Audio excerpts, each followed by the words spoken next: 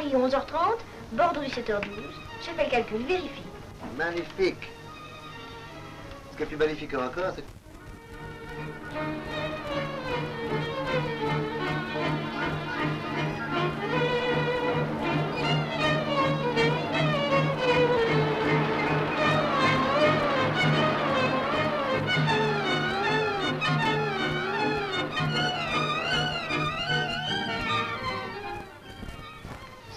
à l'heure. 588 km. Paris 11h30, Bordeaux 7h12. J'ai fait le calcul, vérifie. Magnifique. Ce qui est plus magnifique encore, c'est que tu n'as pas attrapé de charbon dans l'œil. Et d'où viendrait-il ce charbon? La ligne est électrifiée. Et c'est même la ligne électrifiée la plus longue d'Europe. Oh, bonjour. Bonjour. Bonjour. Oh, bonjour. Bonjour, gentil de vous contenter de mon petit signe sur le quai. Vous connaissez ma nièce? Ma nièce? Elle marche sur votre trace. Le licencié science de Pierre. Je ne sais, mademoiselle, si vous continuerez dans la vie le chemin que vous avez commencé. Mais c'est un bien joli chemin. Je l'espère, monsieur. Toi, tu es ravi, tu as trouvé un public. Toi. Pas du tout. Je suis ravi quand une personne aussi française que l'est mademoiselle se lance dans une direction où elle ne cessera d'avoir à servir la gloire de la France. Patrie certes des produits de luxe, mais en même temps pays industriel. D'ailleurs, l'intelligence, la raison, la souplesse de l'esprit sont aussi des produits de luxe qui ont permis de créer une magnifique industrie dont les réalisations ne se comptent plus. Un exemple.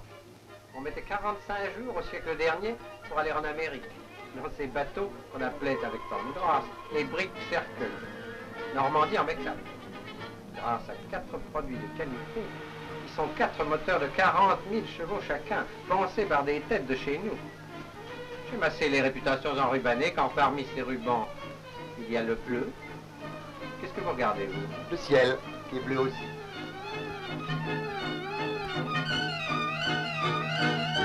Tout votre avenir s'illuminera, mademoiselle, si vous répondez par un sourire au sourire de la science. Il y a 2 choses qui transforment le monde, la jeunesse et l'électricité. Pensez à l'adorable chandelle d'il n'y a pas si longtemps. Elle est devenue bien vite la rampe à gaz. Dis donc, tu me chies mon public? Je te le rendrai. Et puis, mademoiselle, il y a une date inoubliable, celle qu'a marqué la lampe à incandescence. Réalisez toutes ces facilités de distribution, d'allumage et d'extinction, ce réglage d'intensité, le courant électrique enfin. Il a soudain suffi de tourner un bouton pour domestiquer un orage. Et une fois cela trouvé? Voilà. Eh bien, les plus grands disjoncteurs du monde ont été conçus et construits par l'industrie française. Où sont-ils? À Lyon d'abord, où on les fabrique. Puis au poste de coupure de Crénay, dont les disjoncteurs à haute tension sont des merveilles. Crénay? C'est à côté de Troyes, en Champagne. J'ai eu tort de me consacrer à la sculpture, moi. J'aurais été mieux inspiré en choisissant l'électricité. Mais j'avais aucune chance. Si je n'avais pas été sculpteur, j'aurais été médecin. Si vous croyez que la médecine n'utilise pas l'électricité, et la radioscopie, et la radiographie surtout, qui permettent aux chirurgiens d'entrer dans les corps comme dans une pièce allumée. Cela permet même au médecin d'éviter le chirurgien s'il n'est pas absolument nécessaire, et de guérir. Rayons ultraviolets, électrothérapie, ondes courtes, mécanothérapie. Vous avez vu l'Institut du Radium à Paris et son générateur de rayons X à 600 000 volts pour le traitement du cancer?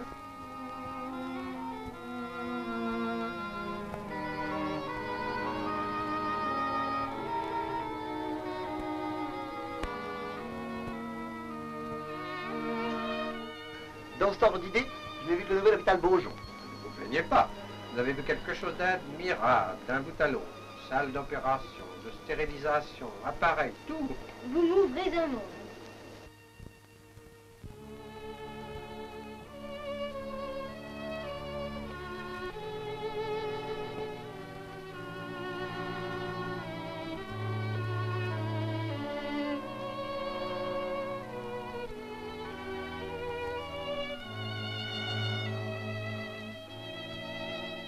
C'est la Charente, mademoiselle. Je m'excuse de vous arracher à son charme et à ses saules, mais je suis lancé et je vais tout de même vous parler d'elle. Toi, tu vas venir. Tu vas redevenir technique. Parfaitement. Mais ce sont nos rivières qui ont commencé.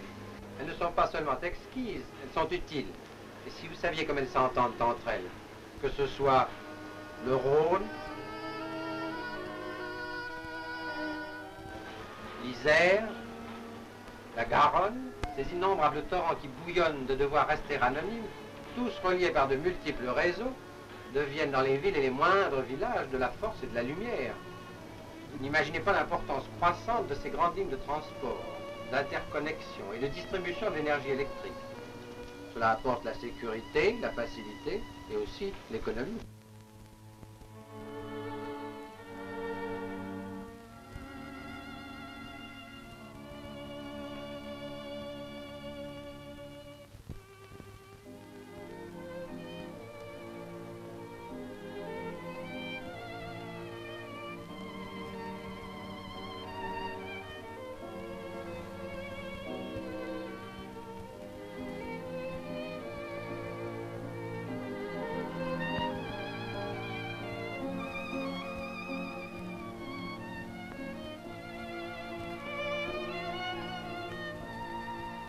Elles sont longues, vos lignes.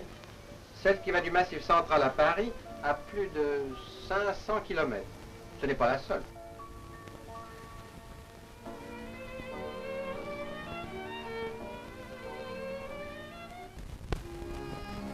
C'est évidemment dans les régions montagneuses que se trouvent les principales usines hydroélectriques. Évidemment. Les Alpes,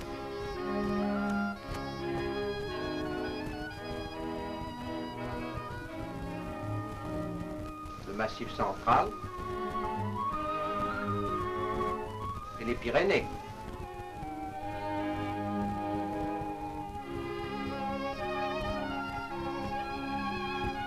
Et pour tout cela, turbines, alternateurs français, transformateurs français, postes extérieurs français. C'est très bien, mais le paysage, il n'en souffre pas. Il y a des cas où ça l'arrange, cher ami.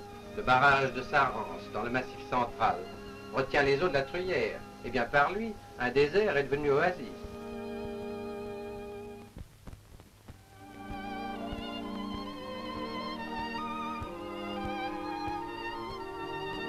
Le barrage de Marège, toujours dans le Massif central, qui utilise la Dordogne.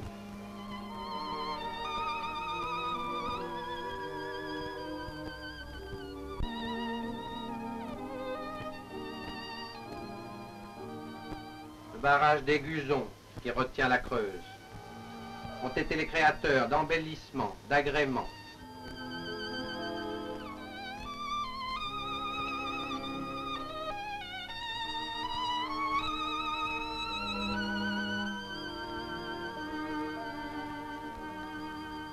Et connaissez-vous le barrage du Sautet, dans les Alpes du Dauphiné? Il utilise les gorges du Drac. Je vous le cite parce que c'est le triomphe de nos ingénieurs. Leur centrale a été construite au fond même de la gorge, dans le roc.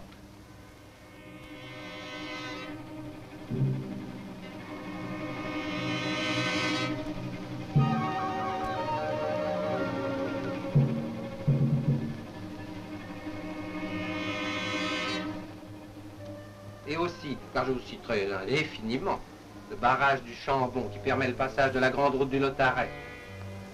Il ajoute à l'emprise touristique du Galibier et de ce splendide Briançonnais. C'est une chose extraordinaire.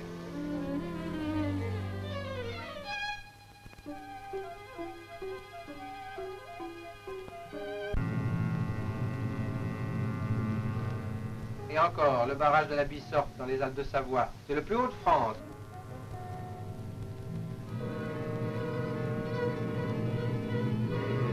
C'est à 2000 mètres. En fin mai, il est encore sous la neige. Mais la centrale électrique 1000 mètres plus bas est déjà dans le printemps.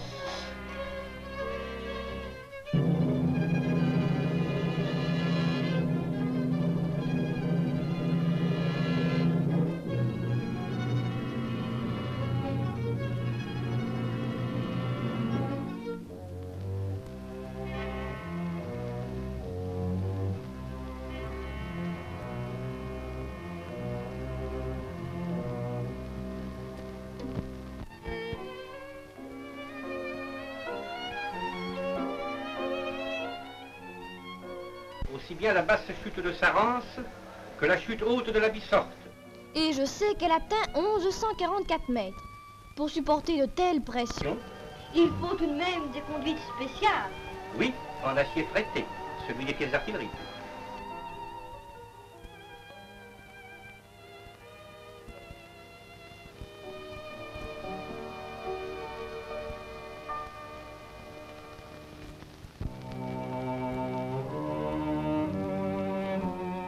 Dites-moi, je suis pro-femme, mais il me semble que l'industrie électrique, pour une femme, ramène naturellement à la maison.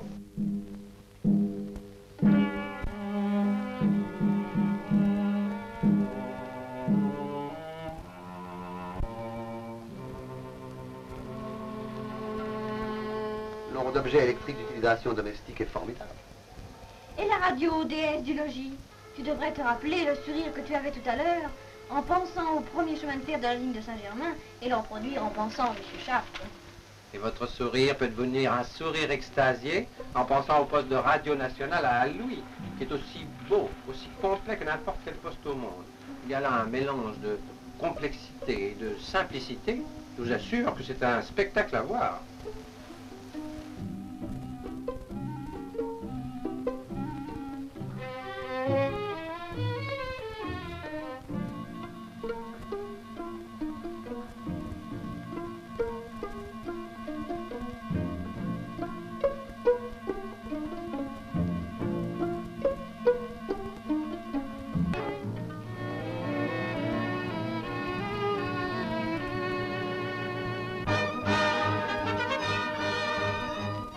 Si je devais voir tout ce qui vaut d'être vu en électricité, je parte ma vie en chemin de fer, électrique d'ailleurs, lui aussi. Pas depuis si longtemps, je crois. Quand j'étais petite, j'allais déjà à Bordeaux en train à vapeur. L'électrification ne date que de quelques années. Le vrai confort date de là. Là aussi, industrie française.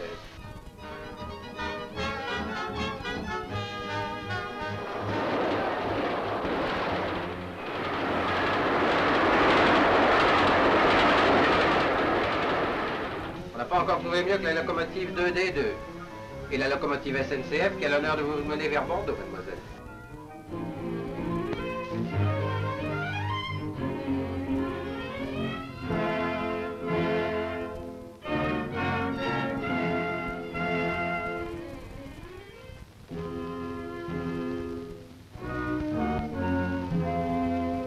Mais avant d'en arriver là, Quel travail!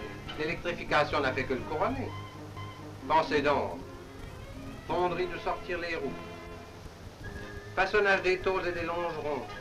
Bobinage des moteurs.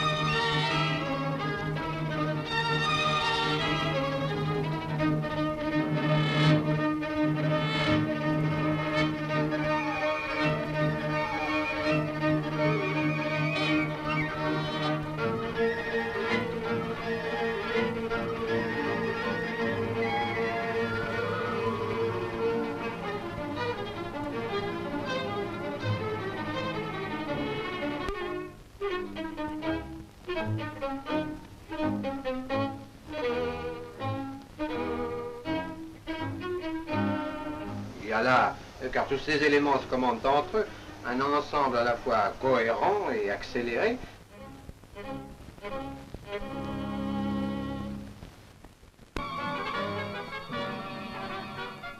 et nous en arrivons, mademoiselle, à la fin de notre conférence. Outillage français des grands ports français. Le Havre, Marseille et le port d'escale du Verdon sont autant des noms de villes que des titres de noblesse de l'industrie électrique et mécanique française.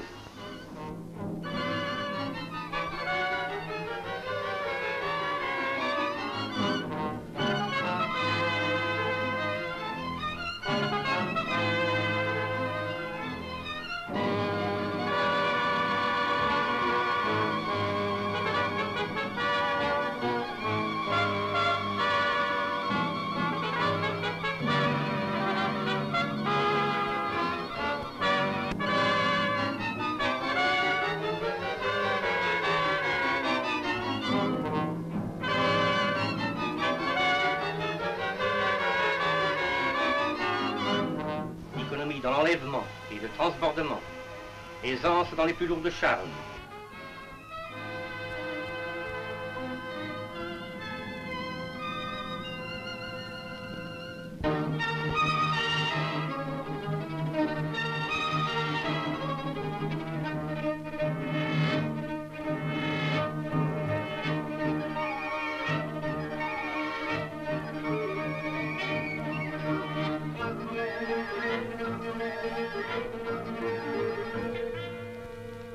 Tout ce qui contribue à ça vient de toute la France, accélérer le rendement, la production, la vie.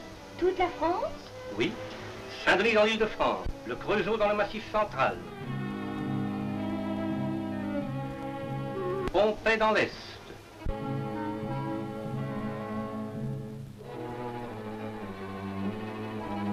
Ugine en Savoie,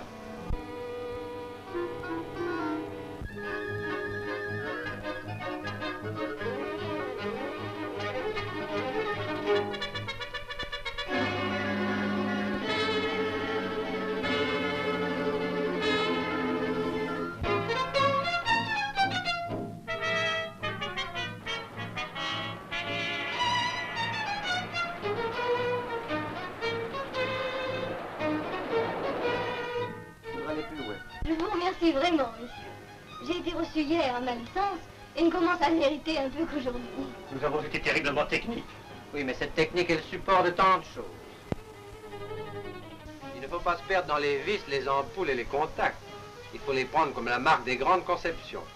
Ampère, Arago, Branly et la foule de ceux qui les ont suivis ont rendu le service immense de montrer que la pensée française est aussi large dans le domaine du rêve et de l'art que dans les profondeurs graves du progrès matériel.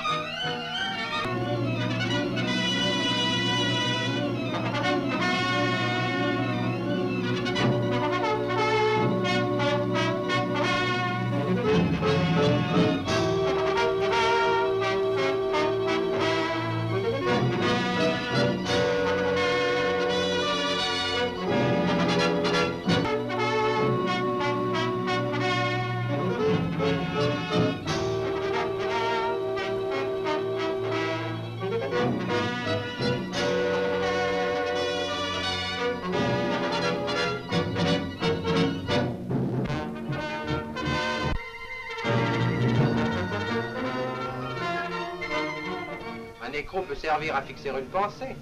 Il y a bien des façons de rendre le monde meilleur. Toutes, à une certaine hauteur, se ressemblent. Ce n'est pas par hasard que la France, avec le magnifique bateau qu'elle vient de sortir, merveille de vigueur, de légèreté et de raison, et dans lequel elle va pour ainsi dire aller au-devant du monde, a voulu associer un chef-d'œuvre de technique au nom d'un des plus grands bienfaiteurs de l'humanité, Pasteur.